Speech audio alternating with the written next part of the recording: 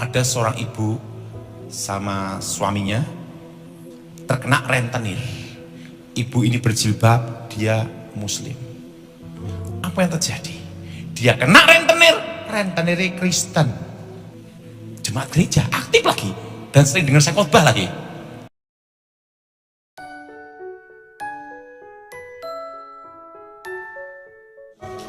Ada harapan. Nah, jadi saudara, makanya sejak saat itu, waktu diajar pertama kali saya doa itu, saya selalu berdoa, darah Yesus sucikan tubuh, jiwa, rohku. Darah Yesus bentengi aku. Dan ingat saudara, darah Yesus pula yang menyembuhkan. Kadang kita doakan orang, itu kadang kita berpikir, wah dia orang muslim, gimana kita doakan? Apakah bisa? Ingat, dasar dari iman adalah harapan. Semakin harapanmu besar, semakin kekuatan iman itu luar biasa. Suatu kali saudara, saya masih ingat di notaris ini. Di notaris ada seorang ibu sama suaminya terkena rentenir.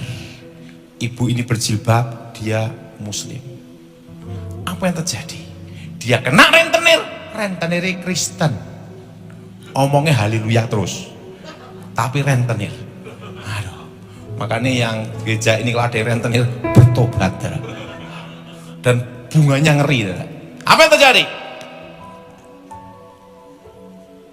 Suaminya yang pinjam uang, gadekan sertifikat. Rumah itu seharga kira-kira 1 M, tapi rentenir menekan harus sekian, 400 sampai 500 di bawah harga. Begitu ditekan, ibu ini kaget, kok tiba-tiba utang sertifikat sudah digadekan. Saking kagetnya, syok, serangan jantung. Waktu serangan jantung, ini udah kayak biru gitu, udah gini dong. Saya ada di situ, karena kebetulan saya ada transaksi sewa menyewa ke notaris itu. Saya bingung ini darah. Kalau saya doakan, nanti repotnya kristenisasi. Notarisnya ngomong, Pak Daud kan pendeta, doakan. Enggak, nanti repot. Nanti kalau saya doakan, nanti kristenisasi. Bukan masalah repot Pak Daud. Yang gawatnya kalau mati di sini. Nanti tempat kita di polis lain, Pak Daud jadi saksi. Dan yang kedua ada lagi Pak Daud, tidak bisa transaksi. Loh kenapa? Ya di polis lain. Aduh, ini antara polis lain dan doa ini. Wah, langsung suaminya siap-siap mobil set, untuk langsung ke rumah sakit. Aduh, saya bingung. Tak doakan apa anda ya? Kalau tak doakan, dia mati jadi masalah juga. Kalau enggak tak doakan, dia mati juga, saya jadi saksi, betul? Kedua di polis lain. Aduh, gimana nih ya? Wah, yang rentenir gimana nih? Serangan jantung gimana? Dalam artinya, lo yang buat, gue yang pusing kan itu. Udah. Wah, apa yang terjadi? Ada suara Tuhan jelas. Doakan. Muslim nih. Saya pegang tangannya dia. Ibu. Gitu. Ikuti saya. Ibu nyebut Nabi Isa Al-Masih, bisa Bu? Nyebut Nabi aja, boleh kan? Langsung gini, pucet gini. Nah, waktu itu saya pegang tangannya dia. Dia tak suruh doa gini. Nabi Isa Al-Masih, selamatkan hidupku di bumi dan di akhirat. Nabi Isa Al-Masih, selamatkan hidupku di bumi dan di akhirat. Engkaulah yang berkuasa di bumi dan di akhirat. Nabi Isa Al-Masih, selamatkan hidupku di bumi dan di akhirat. Saya berdoa sama Tuhan, Tuhan, yang berseru dalam nama Tuhan tidak dipermalukan. Waktu saya doa, tiba-tiba diem. Wah, dalam hati mati dah. Malah diem dah. Diem gitu. Waduh, saya doa lagi. Tangan tak pegang udah dingin semua, udah biru semua. wah ini bakal jadi masalah ini yang mati di sini. Pas saya doain lagi, saya doa, notarisnya ngomong, Pak Daud, gimana? Kita doa. Nabi Isa Al-Masih selamatkan hidup dan di bumi di akhirat.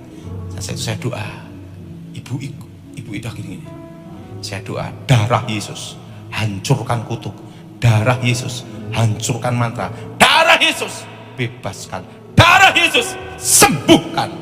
Tiba-tiba gini lagi, ibu ini langsung duduk, berdiri, hidup, sembuh.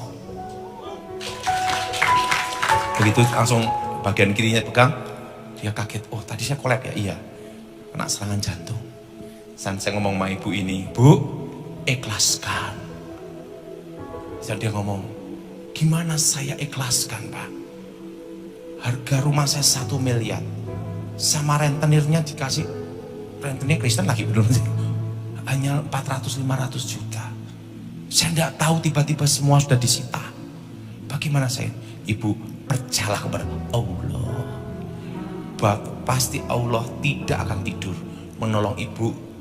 Buktinya ibu kan ditolong sama Isa Al-Masih yang berkuasa di bumi dan di akhirat. Pasti Isa Al-Masih menolong ibu.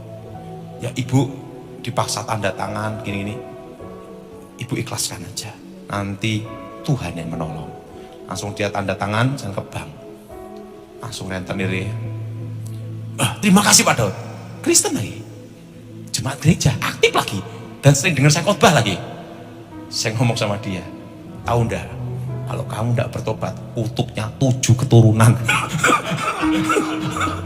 Saya bilang, kamu bertobat, apa gunanya harta, tapi kehilangan nyawa. Tahu ndak, di dalam kitab pengkhotbah, apa nikmatnya hidup ini? Hanya ada 2, makan dan tidur. Betul? Betul? Betul? Saya beritahu saudara, saya pernah beritahu, saya punya kawan uangnya triliunan, tapi dia nafas aja susah. Dia ngomongnya triliun aja. Saya ngomong sama dia, nanti kalau mati tidak bawa apa-apa. Bener, tidak lama dia operasi mati. Triliunan tidak bisa nyelamatin dia. Saya ngomong sama ibu ini, ikhlaskan, yang penting ibu sembuh.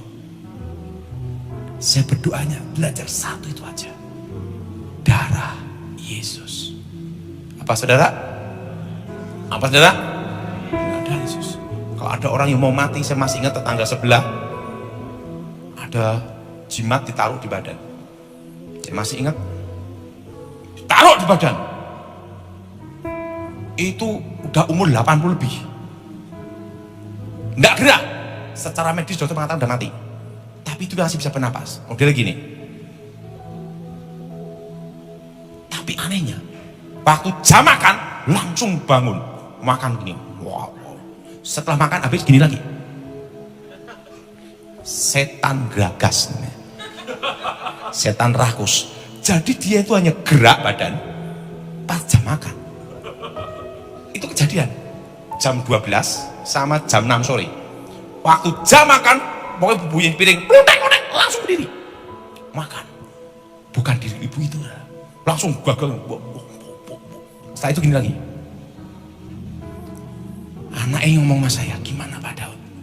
Ya, saya lihat, wah ini ada keris ditanam di badannya sini, kerisnya kecil. Saya lihat, waduh ada senjata pusaka. Saya ngomong sama anaknya, ini kalau tidak dilepas dikeluarin, nggak bisa mati. Gantung aja, tolak langit, tolak bumi. Tapi sebelum saya doakan, saya minta tolong, panggil keluarganya dulu rundingan. Kenapa? Ini kalau dilepas mati, siapa yang tanggung jawab, begitu? Habis doa dituntut ke polisi lagi, betul nggak? Wah gitu, ya keluarga rapat, ikhlaskan. Ikhlaskan? Betul ikhlas? Oke, doa. Coba pegang bagian sini, sini, sini. Saya hanya aja doa itu, seumur hidup saya tahunya itu aja. Darah Yesus hancurkan kutuk, darah Yesus hancurkan mantra, darah Yesus hancurkan jimat, darah Yesus bebaskan. Roh setan, roh jahat, keluar. Langsung ibu ini lemes, kerisnya keluar. Begitu kerisnya keluar, geks, keluar, Setiap kali kita doakan harus dikasih minyak urapan, olesan bagian dahi dalam nama Yesus sebagai tanda milik Tuhan, supaya roh itu tidak balik lagi. Makanya kalau kita doakan itu harus kasih minyak Nah, untuk apa minyak urapan? Sebagai tanda milik Tuhan. Amin. Nah, saya kasih minyak urapan dalam nama Yesus. Plak. Saya ngomong, tiket udah saya kasihkan, tinggal berangkat. Saya pulang. Tidak sampai sejam, meninggal.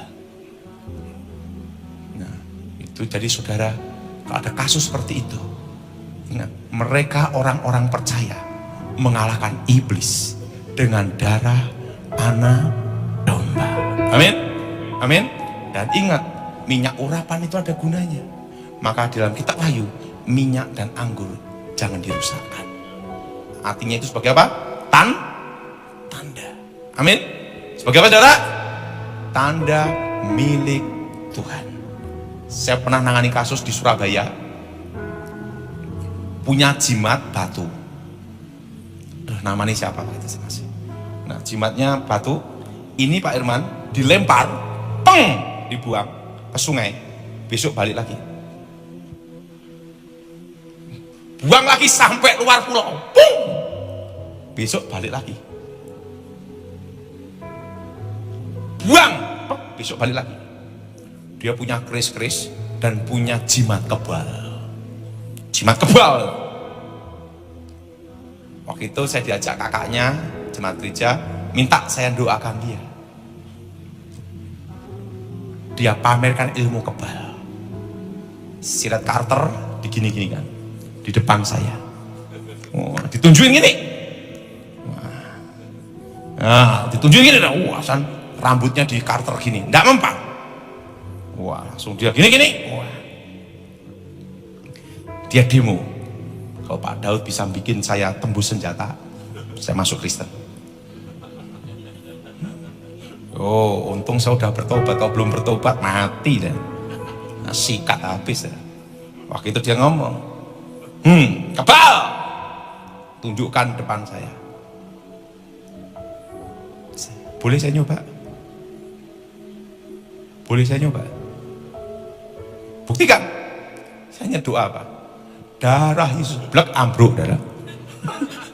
Langsung, nggak usah pakai Carter, rambutnya tak gini, rontok. Langsung bertobat. Jadi ingat, dari iman kembali ke iman. Jadi engkau belajarlah berdoa. Darah Yesus. Apa saudara? Apa saudara? Darah Yesus. Sucikan tubuh, jiwa, rohku.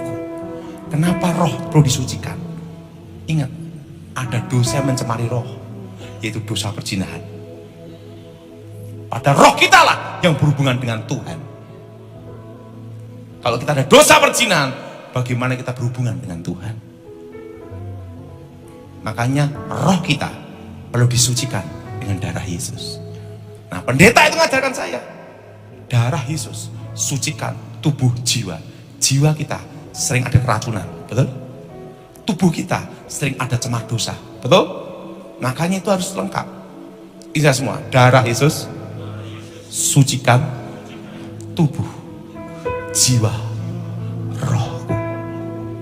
Jelas? Dan itu saya semua, darah Yesus bentengi aku, bebaskan aku dari yang jahat. Nah, ini yang terakhir, darah. Kejadiannya kira-kira 20 tahun yang lalu di Cirebon. Di situ ada orang tuanya, gerejanya, orang tuanya pendeta Yuda Mayol.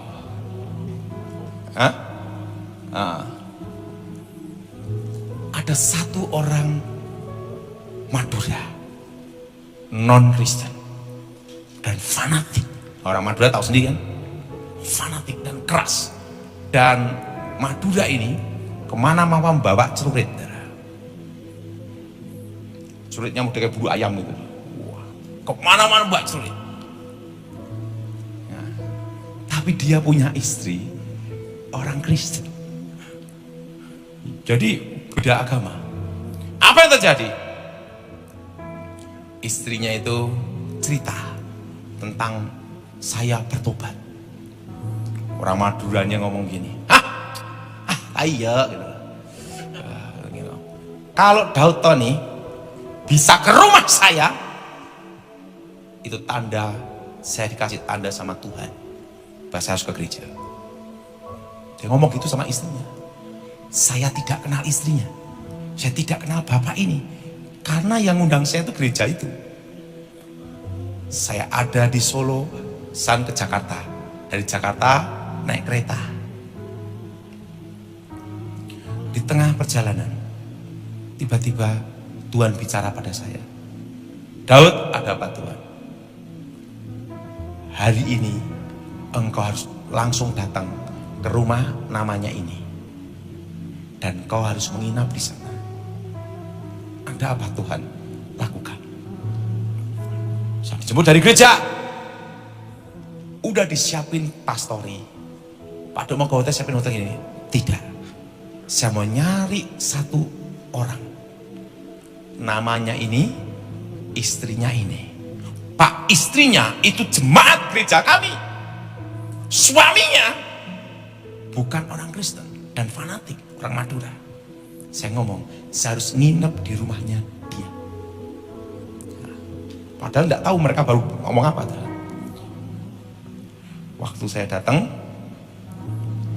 ketok pintu, istrinya panggil suaminya, Pak, ini Daud Tony mau nginep di rumah kita. Langsung dia bawa celuritnya gini,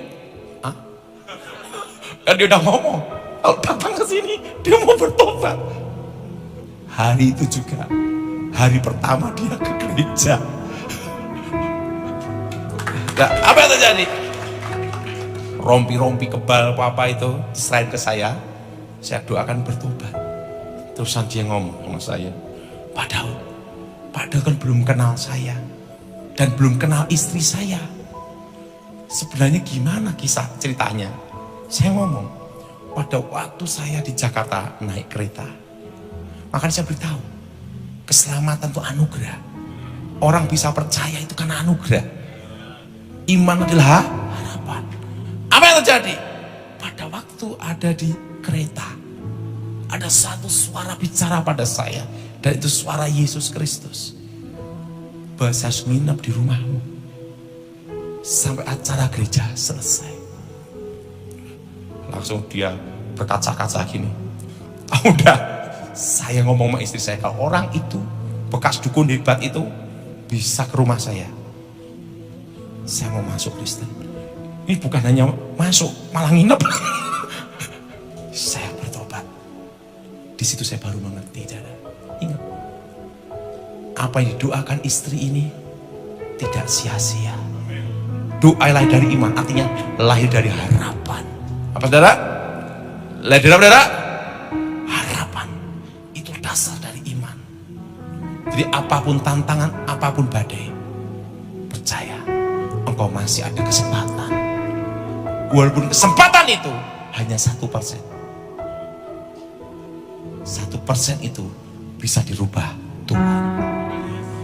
Jadi saudara percaya harapan. Jadi saudara mulai belajar berdoa mulai hari ini. Ini saya semua, darah Yesus sucikan tubuh, jiwa, rohku. Kenapa tubuh, jiwa, rohku? Ingat, kadang roh itu terpengaruh karena ada dosa masa lalu. Jiwa kadang diracuni oleh akar pahit dan dendam, betul? Tubuh kedagingan, betul? Nah, makanya saudara mulai hari ini berdoa. Makanya saya kalau makan, minum, apa semua doanya itu, darah Yesus sucikan tubuh, jiwa, rohku. Saya pernah di Medan disantet pakai ilmu begu ganjang. Begitu nyampe, ada yang mau nyoba. Waktu itu saya mau minum gelas itu, saya kalau mau makan minum doa dulu, jangan langsung gini dah. Saya doanya apa? Darah Yesus sucikan makanan minuman ini.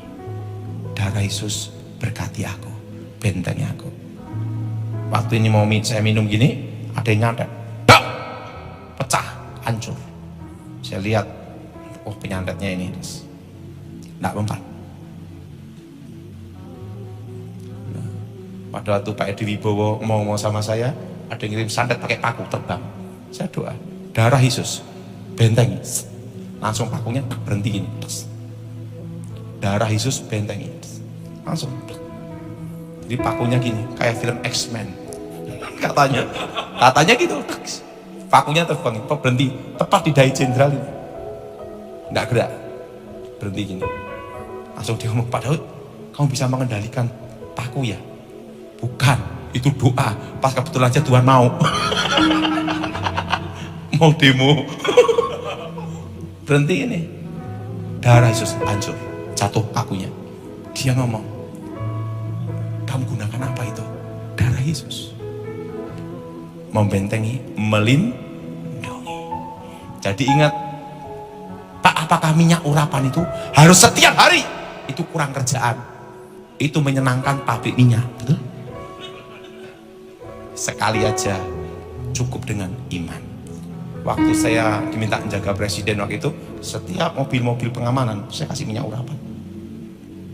Nah, itu perintahnya Edi Wibowo waktu itu. Kasih minyak semua.